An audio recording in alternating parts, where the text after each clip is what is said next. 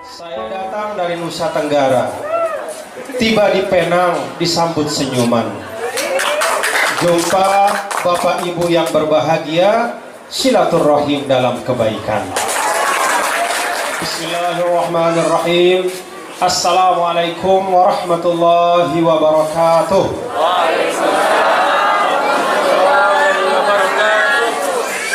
Alhamdulillah, alhamdulillahi wa kafa, wassalatu wassalamu ala astafal mujtaba Sayyidina Maulana Muhammadin wa ala alihi wa ashabihi wa man iktafa ila yaumil qiyamah.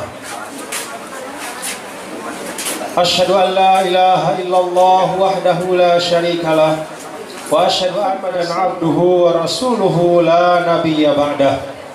Allahumma fasholli wa sallim ala hadzal nabiyil karim al-bashirin nadhir as-sirajil munir alladhi arsalahu Allahu rahmatan lil alihi wa ashabihi wa man tabi'ahu ila yaumiddin, amma ba'du. Saya datang dari Nusa Tenggara. Jangan ditertawakan ya, karena saya baru buat waktu duduk tadi. Jadi panitia dan banyak sekali semua ucap pantun ya. Saya datang dari Nusa Tenggara, tiba di Penang disambut senyuman. Jumpa Bapak Ibu yang berbahagia, silaturahim dalam kebaikan. Malam ini malam yang berkah. Maulid Rasul kita rayakan. Mari terus tingkatkan ukhuwah agar Malindo terus berkemajuan.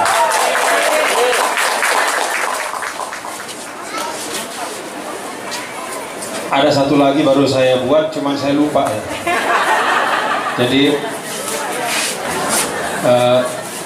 Pak Iwan, selamat datang Pak Konjen, Pak Iwan. Saya lagi kerja keras nih Pak, tadi buat pantun waktu duduk di situ. Untung saya ingat Pak di panggung. Ya. Cendera hati berlandas kasih. Cukup sekian dan terima kasih. Ya, yang saya mulia ahli jawatan dari Mas Jaya atau Masjid Jami Al-Majaya, yang berbahagia Bapak Haji Ilyas beserta seluruh para tokoh agama dan para orang tua kami yang hadir pada malam hari ini. Yang saya hormati sahabat saya Bansah Wibisono, Konjen Republik Indonesia di Penang, beserta rekan-rekan, sahabat-sahabat, ya, adik-adik juga ya, karena masih muda juga banyak ini dari Konjen, yang semuanya saya hormati dan saya banggakan. Yang saya hormati dan bapak-bapak dan ibu-ibu dari Permai Utara, yang pada malam hari ini menjadi sahibul hajat atau menjadi panitia yang menggagas silaturahim beserta peringatan Maulid Nabi Wasallam. Semuanya saya tidak ingat namanya, dari ketua, dari penasihat, semuanya tanpa kecuali yang saya muliakan dan saya cintai, dan saya terus terang merasa berbahagia dan bersyukur ya. Bahkan saya terharu ya, karena tadi dari Permai Utara menyampaikan bahwa para sahabat, saudara-saudaraku, saudara-saudara kita semua ya, bapak-bapak ibu di Permai Utara ini, beliau sampaikan tadi cinta kepada saya. Alhamdulillah ya. Saya yakin kecintaan dari bapak-bapak dan ibu itu memang lahir dari hati. Amin, ya Allah. Dan kecintaan itulah yang mudah-mudahan akan terus mempersatukan kita, mengokohkan kita dalam ukhuwah dan mahabbah. Amin. Ibu-ibu semua dan bapak-bapak, hadirin hadirat sekalian yang dirahmati Allah Subhanahu wa taala. Alhamdulillah, pada malam hari ini saya bersyukur dan insya Allah kita semua bersyukur. Kita bersama diberi kesempatan oleh Allah Subhanahu wa taala untuk bergembira pada sesuatu yang memang pantas untuk kita gembira. Jarang-jarang di dalam Al-Quran Bapak Ibu Allah Subhanahu wa Ta'ala memerintahkan kita untuk gembira, untuk bersukacita dengan bahasa yang jelas, dengan bahasa yang tegas. Salah satu dari sedikit tempat di Al-Quran di mana Allah minta kita untuk bersukacita, bergembira adalah dalam firman Allah, "Qul bifadlillahi wa birahmatihi fabidzalika falyafrahu huwa khairum mimma yajma'un." Katakanlah wahai Muhammad, ini pesan Allah untuk kepada kita semua. Katakan kepada semua umat, pada semua umatmu, bifadlillah wa birahmatihi, dengan karunia Allah dan rahmatnya, maka mereka hendaknya bergembira dengan dua hal itu. Para ahli tafsir mengatakan, apa itu fadlullah atau karunia Allah? Kata para ulama, itu artinya Al-Quran. Jadi hadirnya Al-Quran itu menjadi sumber kegembiraan kita. Bapak-bapak dan ibu, kalau ingin bergembira dalam kehidupan dunia, jangan jauh-jauh dari Al-Quran. Walaupun kita mungkin tidak fasih membaca Al-Quran, tidak seindah suara seperti suara qari tadi, tapi hanya sekadar kita gembira saja berdekatan dengan Al-Quran, maka insya Allah kita akan mendapat barokah dan syafaat Al-Quran. Yang kedua, dalam ayat itu yang Allah Subhanahu wa Ta'ala minta kita untuk bersyukur dan bersukacita, bergembira adalah rahmatihi, rahmatnya. Kata para ulama, rahmat di dalam ayat ini maksudnya adalah Nabi yang mulia, Nabi besar Muhammad Sallallahu Alaihi Wasallam. Jadi pada malam hari ini kita gembira memang pada tempat yang seharusnya. Kadang-kadang Bapak Ibu, dalam kehidupan ini kegembiraan kita letakkan pada sesuatu yang tidak pantas. Kadang-kadang pada sesuatu yang kecil, yang remeh nilainya.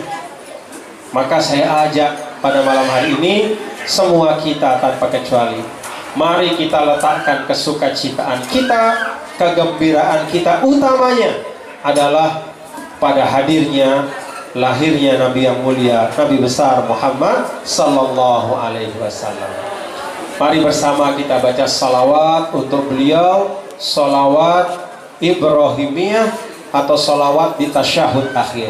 Allahumma salli ala Sayyidina Muhammad wa ala ali Sayyidina Muhammad kama sallaita ala Sayyidina Ibrahim wa ala ali Sayyidina Ibrahim wa barik ala Sayyidina Muhammad wa ala ali Sayyidina Muhammad kama barakta ala Sayyidina Ibrahim wa ala ali Sayyidina Ibrahim fil alamin innaka Hamidum Majid.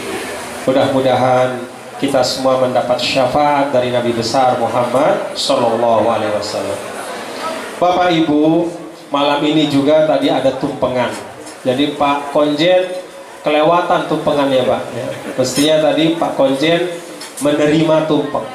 Jadi anak-anak Bapak ya, warga Indonesia yang ada di Penang, di Permai ini, pada malam hari ini juga bertasyakur memperingati 39 tahun dari Permai Utara. Alhamdulillah. Jadi kalau boleh kita membawa pesan Rasul ya, yang menyampaikan malam yashkurin nas lam yashkurillah. Siapa yang tidak bisa terima kasih kepada manusia, maka orang itu sulit diharapkan pandai bersyukur kepada Allah. Jadi bersyukur atau berterima kasih kepada orang yang telah berjasa, orang yang membimbing, orang yang mengayomi, orang yang menasihati, itu juga bagian dari syukur kita kepada Allah. Maka kalau kita boleh bawa hadis ini pada malam hari ini, saya mewakili semua teman-teman dari Permai Utara menyampaikan terima kasih kepada Pak Konjen ya, dan seluruh sahabat yang ada di Konsulat Jenderal. Alhamdulillah berkat juga dukungan ya, dan juga pembimbingan dan pembinaan dari beliau-beliau. Alhamdulillah warga Indonesia yang ada di utara Malaysia, khususnya di Penang ini, alhamdulillah bisa beraktivitas dengan sebaik-baiknya. Salah satu buktinya pada malam hari ini kita bersilaturahim. Bapak Ibu hadirin dan hadirat sekalian, saya mengajak pertama dalam awal dari silaturahim ini, saya mengajak Bapak Ibu untuk niatkan hadir kita ini untuk menambah ilmu. Tidak hanya kita bergembira dengan kehadiran Rasul, tapi juga agar bertambah pengetahuan kita, agar bertambah kefahaman kita terhadap agama yang kita akui sebagai ismatu amrina. Yang namanya agama itu pegangan dalam kehidupan kita. Apa yang kita pegang harus kita pahami, karena memang al-Islam dinun muassasun alal ilmi. Agama Islam itu adalah agama yang asasnya adalah ilmu pengetahuan. Maka ketika kita hadir dalam kesempatan ini, saya ajak mari kita tanamkan dalam diri kita niat untuk menambah ilmu, semangat menuntut ilmu, sebagaimana Rasul dulu diminta oleh Allah untuk berdoa. Cuman satu hal di dunia ini yang Allah minta Rasul untuk minta tambah. Apa itu? Wala ta'jal bil Qur'ani min qabli an yuqda ilaika wahyuh wa qur rabbi zidni ilma. Jadi Allah tidak pernah minta kepada Rasul untuk wa qur rabbi zidni malan. Tidak. Ya Allah, tambahkan uang saya. Tidak pernah secara langsung diminta oleh Allah. Wa qur rabbi zidni jahan. Ya Allah, naikkan jabatan saya. Gak pernah juga. Hanya satu doa minta tambah yang langsung Allah Subhanahu wa ta'ala sampaikan kepada Rasul, wa qur rabbi zidni ilma. Ya Allah, tambahkanlah ilmuku. Nah, ini saya ingin sampaikan kepada bapak-bapak ibu semua yang sangat saya hormati, yang sangat berbahagia. Bapak-bapak ibu, tuan-tuan, puan-puan, yuk dalam setiap aktivitas kita, jadikanlah aktivitas itu sebagai jalan kita untuk menambah pengetahuan. Yang namanya menambah pengetahuan tidak harus atau tidak semata dengan kita masuk ke dalam suatu perguruan tinggi misalnya. Tidak mesti harus duduk di kelas, tidak mesti atau harus dengan pengajian seperti ini. Tapi setiap langkah kita jadikan sebagai jalan untuk menambah pengetahuan dan kebaikan. Wa qur rabbi zidni ilma. Nah, bapak-bapak ibu hadirin dan hadirat sekalian, memperingati maulid Nabi kita, Nabi yang mulia, Nabi besar Muhammad sallallahu alaihi wasallam, itu memang kalau kita lihat dari sejarah, memang tidak pernah pada masa Rasulullah sallallahu alaihi wasallam itu bermaulid seperti ini. Rasulullah sallallahu alaihi wasallam mengumpulkan sahabatnya lalu kemudian menyebut tentang kelahirannya, tidak pernah. Tapi semua ulama ahlus sunnah menyampaikan bahwa ketika Rasulullah sallallahu alaihi wasallam sudah wafat, maka salah satu jalan untuk menghidupkan ingatan kita, salah satu jalan untuk menyegarkan pemahaman kita, supaya Rasul itu walaupun 1400 tahun lebih sudah tidak ada, tapi seakan-akan wajahnya, seakan-akan sosoknya tetap hadir di depan kita. Kata para ulama, salah satu jalannya adalah dengan memperingati maulid Nabi besar Muhammad sallallahu alaihi wasallam. Jadi memperingati maulid ini adalah jalan untuk menghidupkan ajaran beliau dalam diri kita. Dan Bapak Ibu hadirin dan hadirat sekalian, Rasulullah sallallahu alaihi wasallam yang kita peringati kelahirannya ini adalah orang yang memang sangat cinta kepada kita. Kata Rasul, innama ana lakum bimanzilatil walid. Saya ini untuk kalian itu seperti ayah. Jadi kita ini anak-anaknya Nabi semuanya. Maka di dalam penjelasan para ulama, keluarga Rasul itu makna yang paling sempit adalah Sayyidina Ali, Sayyidah Fatimah beserta Sayyidina Hasan dan Husain beserta keturunannya. Kemudian yang lebih luas lagi adalah kita semua, umat Nabi besar Muhammad sallallahu alaihi wasallam. Jadi semua doa-doa Rasulullah sallallahu alaihi wasallam itu kita dapatkan keberkahannya.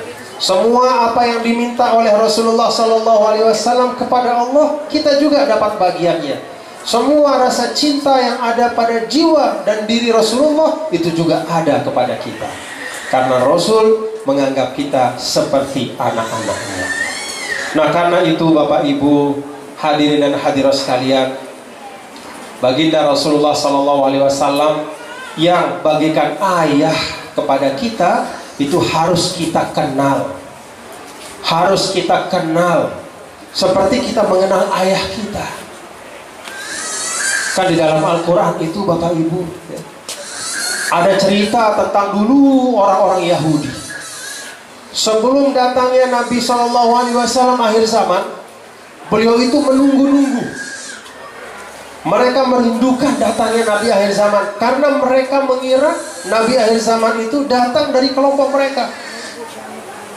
Mereka tunggu setahun, 2 tahun, 3 tahun, 4 tahun, terus mereka sabar menunggu. Semua tanda-tanda kenabian itu mereka baca dan mereka ingat, mereka fahami. Mereka cari mana kira-kira ciri-cirinya. Ada enggak orang yang cirinya sama seperti di kitab suci? Mana dia Nabi akhir zaman itu? Orang-orang Yahudi dulu seperti itu, berusaha mengenal Nabi akhir zaman. Ya'rifunahu kama ya'rifu abna'ahum. Bahkan ungkapan Allah dalam Al-Quran, mereka itu mengenal sifat-sifat Nabi akhir zaman seperti ayah yang kenal tentang sifat anaknya. Saking mereka sangat merindukan. Kalau orang Yahudi saja seperti itu kerinduannya, seperti itu kenalnya mereka dengan sifat Nabi akhir zaman, maka apalagi kita umat Nabi besar Muhammad sallallahu alaihi wasallam. Cuman orang Yahudi itu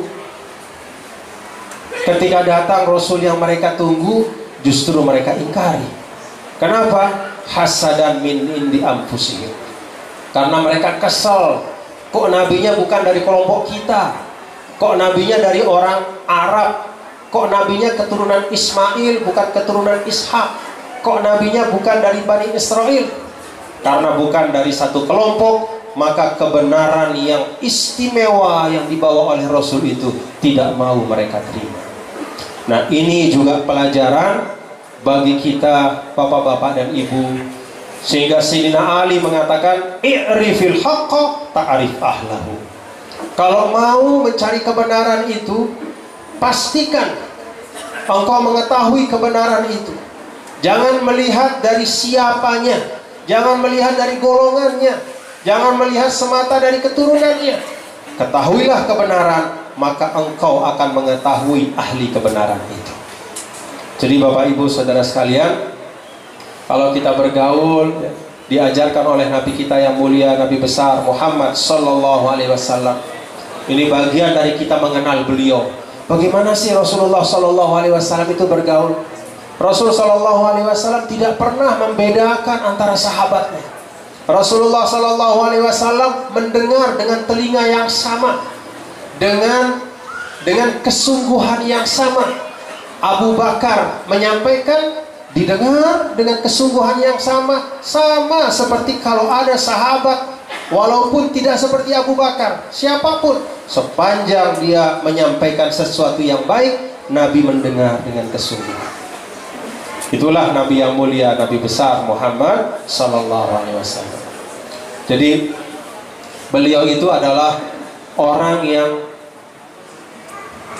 membuka dirinya kepada siapapun, tidak menutup diri, tidak membatasi diri, bergaul dengan siapapun, tapi dengan tetap membawa prinsip-prinsip kebaikan.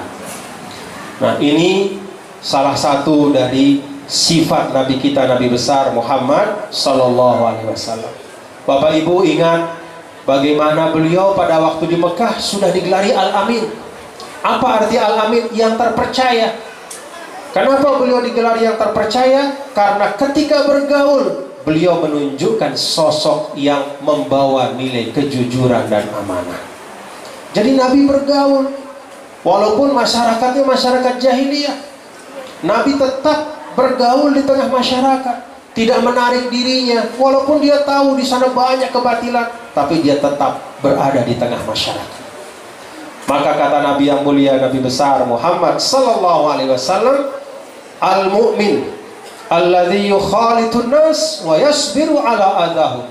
Orang yang tetap bergaul dengan manusia, membangun persahabatan, tetap berada di tengah masyarakat, tidak mengisolasi dirinya. Dia tidak pergi ke tempat yang jauh karena melihat bahwa di masyarakat itu sudah banyak hal-hal yang tidak baik, maka dia menjauh.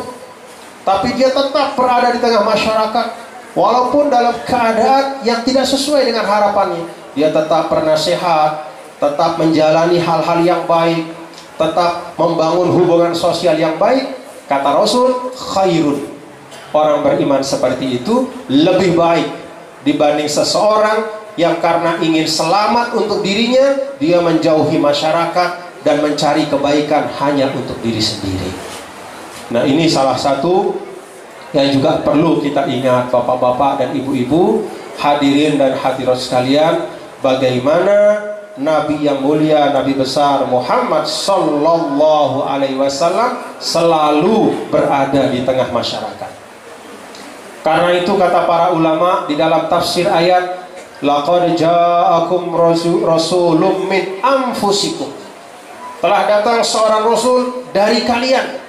Kenapa Nabi dikatakan dari kalian? Karena memang Nabi itu tidak pernah memisahkan dirinya dari masyarakat. Itu juga para ulama kita dulu. Kalau kita lihat para ulama-ulama seperti Imam Abu Hanifah, apa pekerjaan Imam Abu Hanifah? Membuka toko buku di tengah pasar. Jadi Imam Abu Hanifah itu pedagang. Beliau berjualan buku sambil mengarang kitab. Kemudian setelah selesai berjualan, beliau mengajar. Berjualan, mengajar, berjualan, mengajar. Itu pekerjaan beliau. Imam Maliki, Imam Syafi'i, imam-imam atau ulama-ulama yang membangun Indonesia, membangun Malaysia. Tadi disampaikan ada Buya Habka, ada guru-guru kita, tuan guru kita. Apakah mereka orang yang menyendiri? Apakah orang yang ingin selamat sendiri? Apakah mereka orang yang ingin suci sendiri? Oh tidak. Jadi semua guru-guru kita itu mengikut cara dari Nabi kita, Nabi besar Muhammad Sallallahu Alaihi Wasallam, yaitu hidup di tengah masyarakat dengan suka dukanya. Itulah ibadah kita. Nah, karena itu saya gembira dan syukur bahwa di sini warga Permai Utara, ya kita kan boleh saja lahir di mana saja, Bapak Ibu ya. Kan tidak bisa kita pilih tempat lahir di mana. Saya kan tidak milih lahir di Lombok. Ya. Yang mulia Bapak Haji Ilyas juga tidak milih lahir di mana, Bapak Haji? Di Penang, di Bukit Mertajam. Iya. Pak Iwan Sah nggak pernah milih lahir di mana, Pak? Jakarta. Tuh. Siapa lagi? Bu Devi juga nggak pernah milih lahir di mana, Bu? Palembang. Tidak ada kita yang memilih di mana kita lahir. Tidak bisa pula kita milih siapa orang tua kita. Tapi begitu kita lahir, begitu kita hidup ini, kita adalah satu bagian dari keseluruhan umat Nabi kita, Nabi besar Muhammad Sallallahu Alaihi Wasallam, satu bagian dari umat manusia.